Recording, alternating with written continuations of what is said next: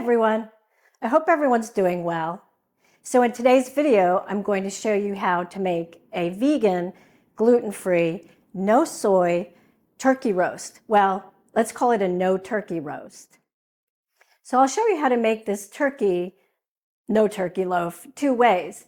One is unstuffed and the other is stuffed with a bread filling of your choice, or other filling if you like. And both of them, however, I'm going to show you also how to make a crispy skin to put on top of these roasts. So this video is a bit different than my prior video on no turkey roast from last year. I'll leave a link to that video in the description below, and I'll include it at the end of this video as well. That one uses a block of tofu, and again, the aim here was to try to accommodate those of you who cannot have soy. So there's one ingredient in this video that does have soy, but I'll tell you how to modify that. If you're new here, my name is Beth, and this channel is all about recipes that are gluten-free and vegan, and I also try to accommodate those who have other allergies, say predominantly to soy or particularly nuts. So this particular loaf is perfect for the upcoming Thanksgiving holiday or your other holidays that are following Thanksgiving here in the United States. And it's perfect for those who may be going to a gathering where there is not a vegan and gluten-free option available, or perhaps you may be having a guest who needs to be gluten-free and vegan. This would also be good and suitable for them. One thing I do want to mention about this recipe for both of the stuffed and unstuffed roasts that I want to show you is that I would say it's good for about 2 to 3 servings, depending on your appetite and what you're serving with this particular roast.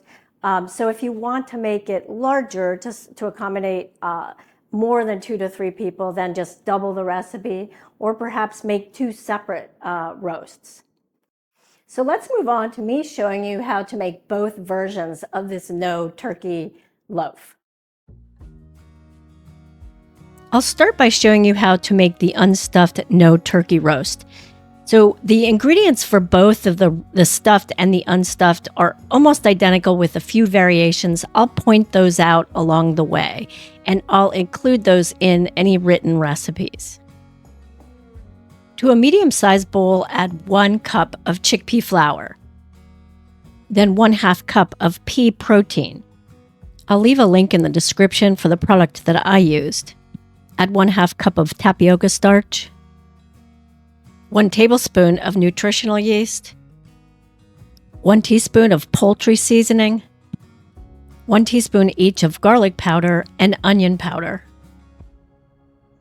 an optional 1/4 teaspoon turmeric for color, 1/4 teaspoon white pepper, and about 1/2 teaspoon of salt.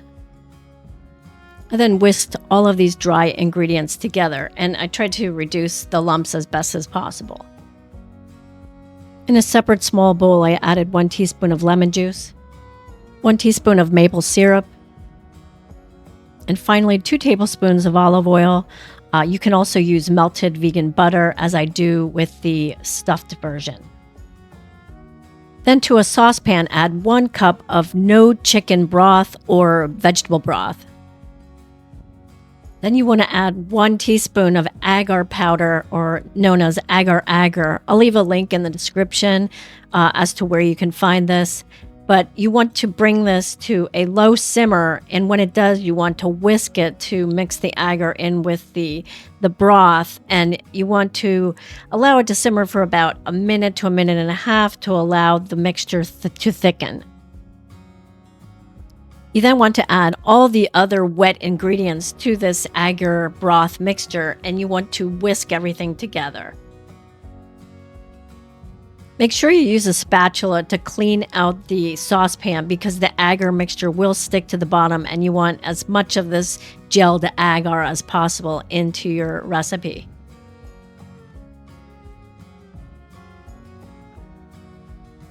To add flavor, I decided to add a few drops of liquid smoke. I'd say it was about 1/2 teaspoon's worth.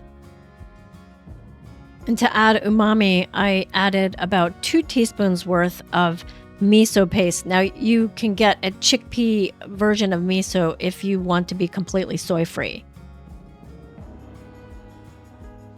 I then added the wet ingredients to the dry ingredients, and I started by whisking everything together using my whisk, but the dough stuck to the whisk, so then I resorted to using a spatula and eventually my hands to bring the dough together. You ultimately want a dough that's soft and pliable, almost like Play-Doh. If it's too hard and it doesn't stretch, you can add a bit of vegetable broth, maybe 1 tablespoon at a time. You don't want it slimy, you don't want it mushy, but you also want it to not crack and to be, like I said, like a Play-Doh. I placed a piece of parchment paper on top of a large piece of foil, and then I put my dough on top of that, and I shaped it into an oval loaf. What I was looking for is something to simulate a roast. I then wrapped the parchment paper around my loaf and made sure to pull up the edges. And then I also wrapped the foil around the parchment-lined roast. And I made sure everything was tightly sealed because I wanted it to be sealed well so that I could steam it.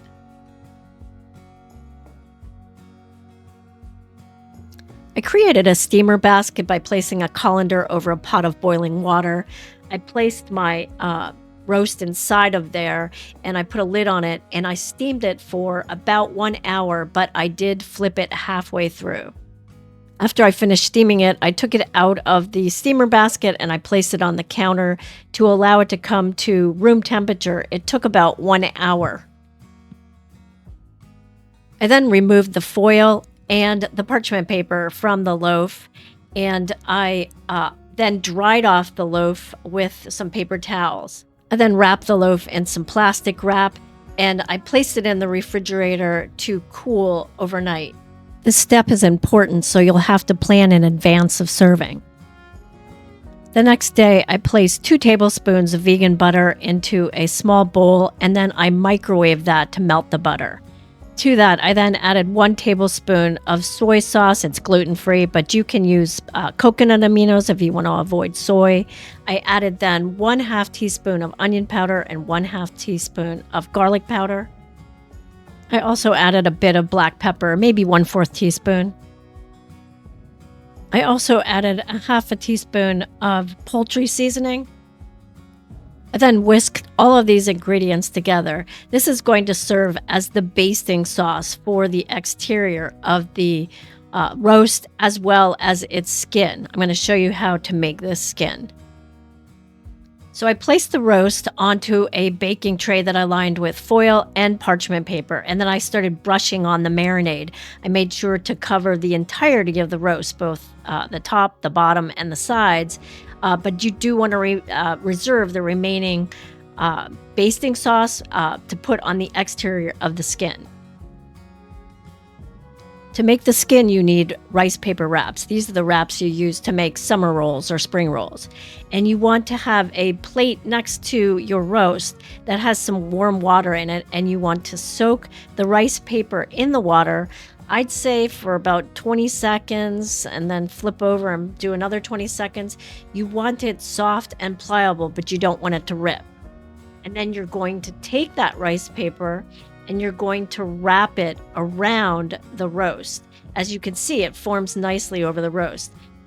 I recommend that you wrap from the bottom to the top first, and then you're going to put a second rice paper wrap around from the top to the bottom.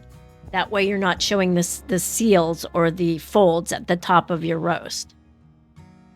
In this video, I made the mistake of wrapping from top to bottom first, and then I had these seals at the top, so I had to use a third rice paper to cover up those seals, wrapping from the top to the bottom.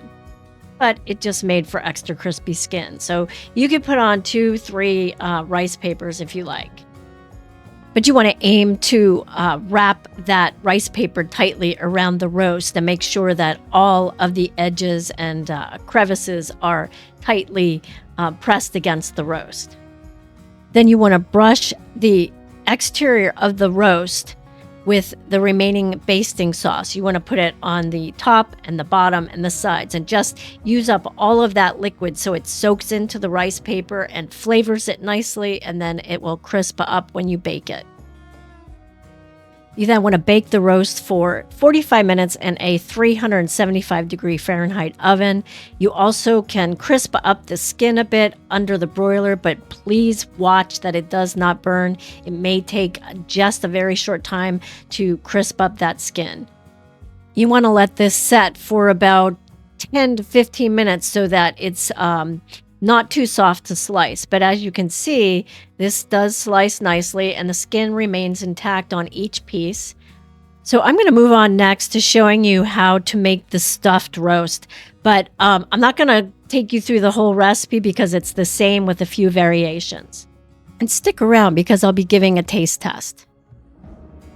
So all the measurements and the steps are the same for the stuffed roast, except this time you want to add 1 1/4 cup of the vegetable broth or no chicken broth, and you want to add 1 1/2 teaspoons of the agar-agar powder.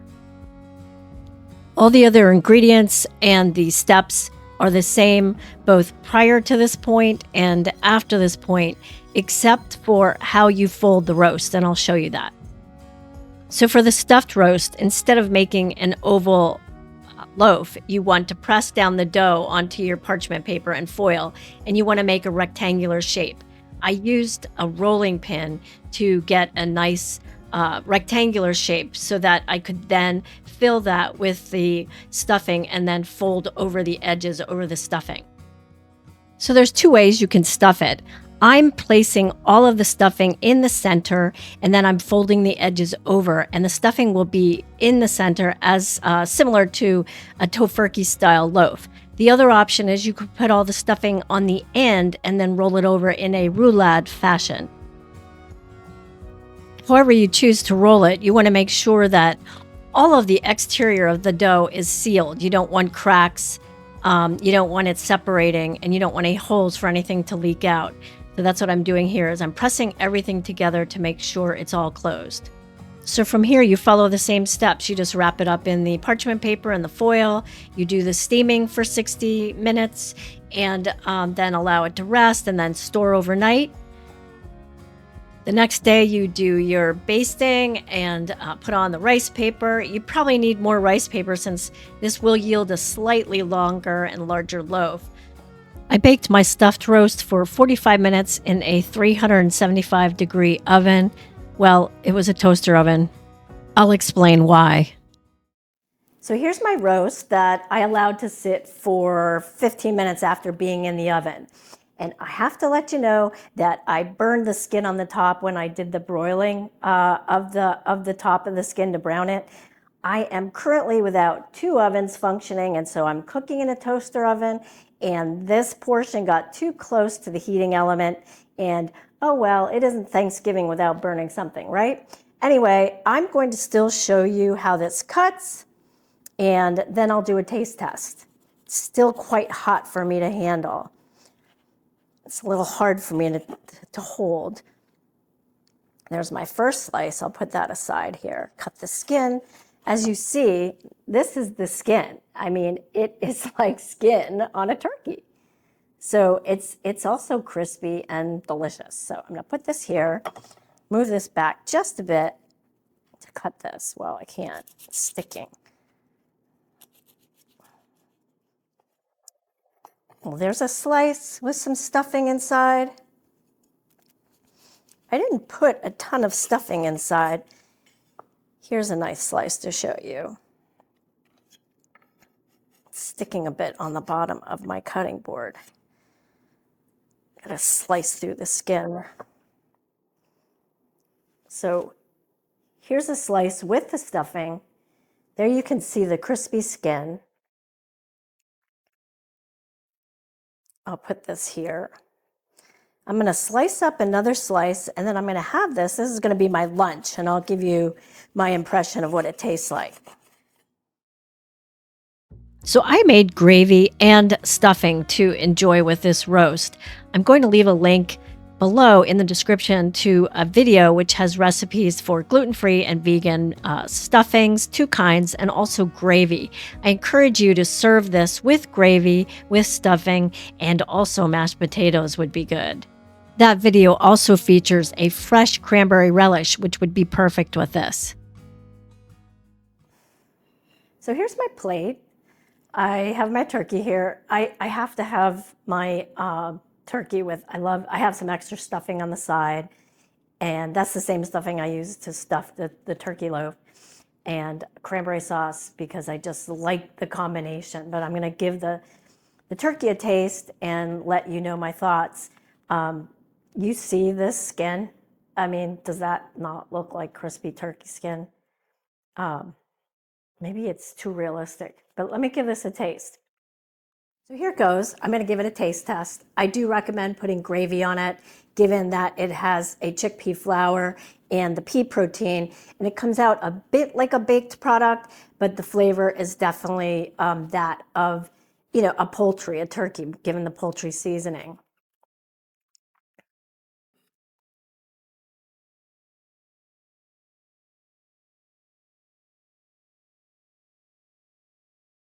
It's moist. It's flavorful. I've never had a tofurkey, so I don't know if it's similar to that. It does not have the texture of a real turkey. If you've ever had turkey, it has somewhat of a slimy texture. This is drier than turkey, but it's definitely delicious. You're gonna enjoy this, your guests will. And I'm just gonna I'm gonna pick this up here and eat the turkey piece with the skin on it. I'm dipping in the gravy. It's moist, it's flavorful. Yeah, it's definitely delicious. You're going to enjoy this, and your guests will enjoy this. Hey, thanks so much. I hope you enjoyed this video. Let me know in the comments if you do make one or both of these versions. Also, as I always say in every video, please let me know if you have a particular request to convert your recipe or dish that you have that you want converted to a gluten-free and vegan dish.